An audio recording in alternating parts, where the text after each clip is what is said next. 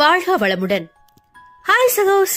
இதயம் மீட்டும் மெல்லிசை போல உங்கள் மனதை மயக்கப் போகும் எழுத்தாளர் தீபா பாபு அவர்களின் கற்பனை சிதறல்களுக்குள் நம் பயணத்தை தொடங்கலாமா?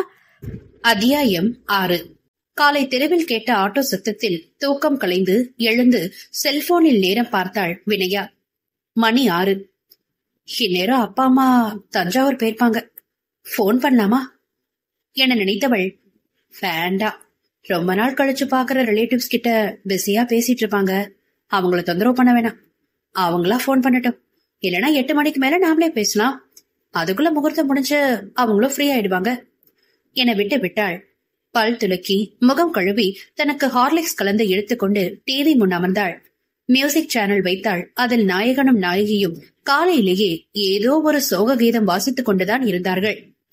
தனக்குள் தோன்றிய அலுப்புடன் சேனலை வரிசையாக மாற்றிக்கொண்டு வர எல்லாமே கிட்டத்தட்ட போர் புரோகிராம் தான் ஓடிக்கொண்டிருந்தது.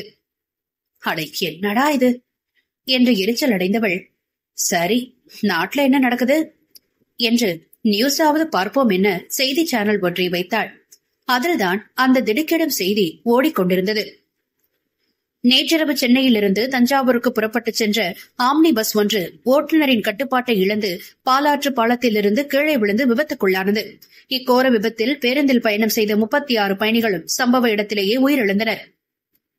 அதை பார்த்தவுடன் மூளை ஸ்தம்பித்து போய் சிறிது நேரம் தன் நினைவில் இல்லாமல் உறைந்து போய் உட்கார்ந்திருந்தாள் வினயா. பிறகுதான் மெல்ல சுய உணர்வுக்கு வந்து, இல்ல, அது அப்பா அம்மா போன பஸ்ஸா இருக்காது, இது வேற ஏதோ பஸ். சென்னையில இருந்து தஞ்சாவூருக்கு தினமும் நிறைய பஸ் போகுது, அதுல ஏதாவது ஒன்னா இருக்கும் என தனக்குத்தானே மனதை சமாதானப்படுத்திக் கொண்டாள். எதுக்கோ அப்பாவுக்கு போன் பண்ணி பேசலாம், அவங்க 2 பேர் குரலையும் கேட்டாதான் மனசுக்கு கொஞ்சம் நிம்மதியா இருக்கும் என்று வேகமாக ராஜ்குமாரி நம்பரை தொடர்பு கொள்ள முயன்றாள். அதுவோ லைன் கிடைக்காமல் நிசப்தமாக இருந்தது. இனம் புரியாத பயத்தில் நெஞ்சை அடைக்க, இப்ப என்ன செய்யறது என்று தவித்தாள். சட்டென்று குமரேசன் அங்கிளின் நினைவு வர அவசரமாக அவருக்கு போன் செய்தாள். ஹலோ. மனதை திடப்படுத்திக் கொண்டு, அங்கிள், நான் வினயா பேசுறேன் என்றாள் சோர்வாக. சொல்லுமா, எப்படி இருக்க? அப்பா அம்மா எப்படி இருக்காங்க? என்ன இவ்வளவு காலையில போன் பண்ணிருக்க என்றவர் விசாரிக்க தொடங்கும். உடைந்து போய் அழ ஆரம்பித்தாள் வினயா. என்னம்மா, என்னாச்சு? ஏன் அழற? வீட்டுல எதுவும் பிரச்சனையா என பதற்றத்துடன் கேட்டார் குமரேசன். ஆமாக்கள், அப்பா அம்மா நேத்து நைட்டு பெரியப்பா பையன் கல்யாணத்துக்கு தஞ்சாவூர் கிளம்பி போனாங்க. காலையில டிவி ஆன் பண்ணி பார்த்தா ஆம்னி பஸ் ஆக்சிடென்ட் ஆச்சுன்னு பிளாஷ் நியூஸ் ஓடிட்டு இருக்கு. அப்பா செல்லுக்கு ட்ரை பண்ணா என லேசாக தேம்பியவள், லைன் கிடைக்க மாட்டேங்குது, எனக்கு என்னவோ ரொம்ப பயமா இருக்கு அங்கிள் என்று வெடித்து அழுதாள். அவளின் பேச்சில் அவருக்கும் நடுக்கம் தொற்றிக்கொள்ள அதை மறைத்து வார்த்தைகளில் அவளை தேற்றினார். நீ எதுவும் பயப்படாதமா, அப்படிலாம் ஒண்ணு இருக்காது, தைரியமாறு, நான் என்ன ஏதுன்னு விசாரிச்சுட்டு வீட்டுக்கு வரேன் என்று இணைப்பை துண்டித்தார் குமரேசன். இவளும் தன் கண்களை துடைத்துக் கொண்டு பூஜை அறைக்கு சென்று விளக்கேற்றி, கடவுளே, என் அப்பா அம்மாவுக்கு ஒண்ணும் ஆகியிருக்க கூடாது, அவங்களுக்கு எந்த ஒரு கஷ்டமும் வராம நல்லா இருக்கணும் என அழுகையுடன் வேண்டியபடி ஸ்லோகங்களை சொல்ல ஆரம்பித்தாள். 9 மணியளவில் வாசலில் ஏதோ வண்டி வந்து நிற்கும் ஓசை கேட்டது. தன் கலக்கத்தை மறைத்து வேகமாக வெளியே ஓடி வந்து பார்த்தாள். குமரேசன் அங்கிள் தான் காரை எடுத்துக்கொண்டு வந்திருந்தார். அவரை பார்த்ததும் உள்ளிருந்த அழுகை பேரிட்டு கிளம்பியது. அருகில் வந்தவர், அழக்கூடாது, தைரியமா இருக்கணும், வீட்டை பூட்டிட்டு என்னோட கிளம்பி வா, நேர்ல போய் என்னன்னு விசாரிக்கலாம் என்று ஆறுதலாக தோளை தட்டினார். சரி என்று தலையசைத்து வீட்டிற்குள் ஓடியவள் அவசர அவசரமாக உடை மாற்றி கதவை பூட்டிவிட்டு வந்து காரில் ஏறினாள். அங்கு வள்ளி ஆண்டியும் சுரேஷ் அண்ணாவும் சோகமான முகத்தோடு அமர்ந்திருந்தார்கள். அதை பார்த்ததும் அவளுக்கு நெஞ்சு அடைத்தது. வயிற்றை எதுவோ பிசைந்தது. அவர்களிடம் வாயை திறந்து ஏதாவது பேசினால் உடைந்து விடுவோம் என்று அமைதியாக கண்களில் நீர் வழிய கடவுளை வேண்டிக் கொண்டு பயணித்தாள். கார் பொது மருத்துவமனை வளாகத்தில் நுழைந்தது. ஆஸ்பத்திரி முழுவதும் ஒரே ஓலக்குரலும் கோச்சலுமாக இருந்தது. வினயா நடுக்கும் உடம்போடும் திகிலோடும் அமர்ந்திருந்தாள். கார் நின்ற பிறகும் இறங்காமல் வினயாவின் கையை அழுந்த பற்றியவாறு, தைரியமா இருமா, நீ போன் பேசி வச்ச உடனே நான் டிராவல்ஸ்க்கு போன் பண்ணி விசாரிச்சுட்டேன். அது அப்பா அம்மா போன பஸ் தான், அவங்க ஸ்பாட்லயே இறந்துட்டாங்க. நான் அவங்க உடம்ப பார்த்து அடையாளம் சொல்லிட்டேன். போஸ்ட்மார்ட்டம் முடிஞ்சு பாடிய மார்ச்சரியில வச்சிருக்காங்கம்மா என்று கண்கள் கலங்கிட குமரேசன் தழுதழுத்த குரலில் சொல்லிக் கொண்டிருக்க அவளோ தன் மூளையில் எதுவும் உரைத்திராது சிலையாக வீற்றிருந்தாள். வினயா என்றவர் தோளை தொட, நோ என்று அலறியவாறு கீழே இறங்கி ஓடினாள் அவள். இல்ல, நீங்க சரியா பாத்திருக்க மாட்டீங்க. அது என் அப்பா அம்மாவா இருக்காது. அவங்க என்ன தனியா விட்டுட்டு போக மாட்டாங்க. அது வேற யாரோ என்று சித்தம் கலங்கியவளாக கதறி கதறி அழுதபடி சென்று கொண்டிருந்தவளை வேகமாக தடுத்து நிறுத்தினார் வள்ளி. கொஞ்சம் பொறுமையா இருமா, மனசை திடப்படுத்திக்கோ, நம்ம கொடுத்து வச்சது அவ்வளவுதான் என்று வினயாவை தன் தோள் சாய்த்து கண்ணீர் வழிய அமைதிப்படுத்தினார் அவர். இல்ல ஆண்டி, என்னால முடியாது. அவங்க இல்லாத வாழ்க்கையை என்னால நினைச்சு கூட பார்க்க முடியாது என்று நடுக்கத்துடன் தேம்ப ஆரம்பித்தாள் வினயா. அதற்குள் குமரேசனும் சுரேஷும் போலீசிடமும் டாக்டரிடமும் எதையோ பேசிவிட்டு வந்தார்கள். வினயா, வாமா போலாம் என்று அவளை கைத்தாங்களாக மார்ச்சுவரியின் உள்ளே அழைத்துச் சென்றனர். அங்கே பீதியூட்டும் அமைதி நிலவியது. வரிசையாக நிறைய பிணங்கள் துணியால் மூடப்பட்டு அடுத்தடுத்து படுக்க வைக்கப்பட்டு இருந்தன. அவளை ஓரிடத்தில் நிறுத்தி வைக்கவும் திக் திக் என் அசுர வேகத்தில் அடித்துக் கொள்ளும் இதயத்தோடு குமரேசனின் கரத்தை கெட்டியாக பிடித்துக் கொண்டு பார்த்தாள் வினயா. ஒரே நேரத்தில் அருகில் வைக்கப்பட்டு இருந்த 2 உடல்களில் இருந்தும் துணிகள் விலக்கப்பட்டன. அதை பார்த்தவள் வேறிட்டு அலறி குமரேசன் மீது மயங்கி சரிந்தாள்.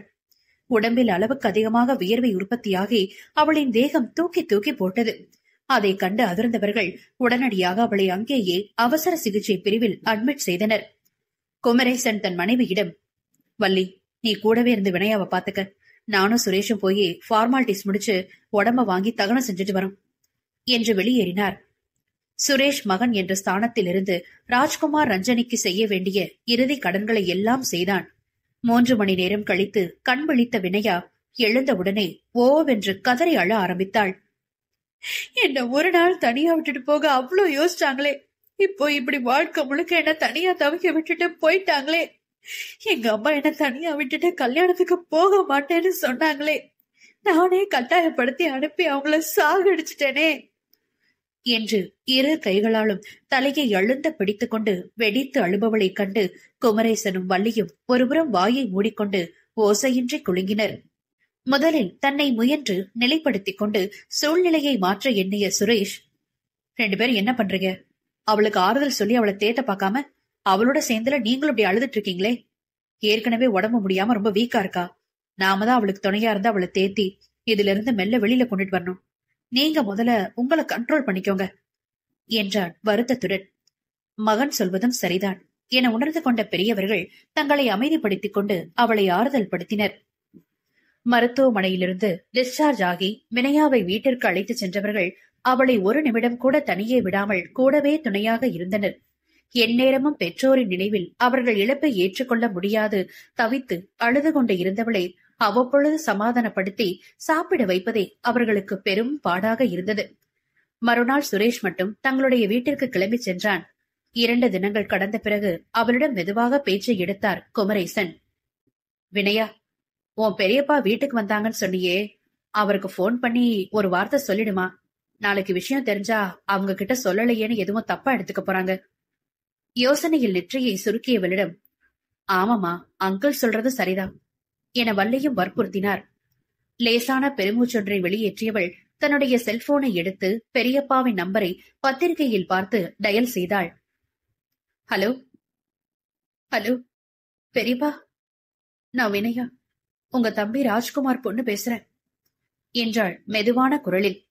அவரோ, சொல்லுமா, ஏன் யாருமே கல்யாணத்துக்கு வரல என்று ஒருவித குறையுடன் கேட்டார். துக்கம் தொண்டையை அடைக்க, இல்ல என்று மெல்ல விசும்பியவாறு விஷயத்தை கூறினாள் பெண். ஐயோ, அப்படியா என அதிர்ச்சியுடன் கேட்டுக்கொண்டு இருந்தவரிடம், பெரியம்மா என்ன ஏதுவென்று விசாரிப்பது அவர் ரிசீவரை கையில் மூடிக்கொண்டு பேசினாலும் இவள் செவியில் ஓரளவு தெளிவாக விழுந்தது. முடிஞ்சது முடிஞ்சு போச்சு, திரும்ப ஒட்ட வேண்டாம். மனசுக்கு ரொம்ப கஷ்டமா இருக்கு.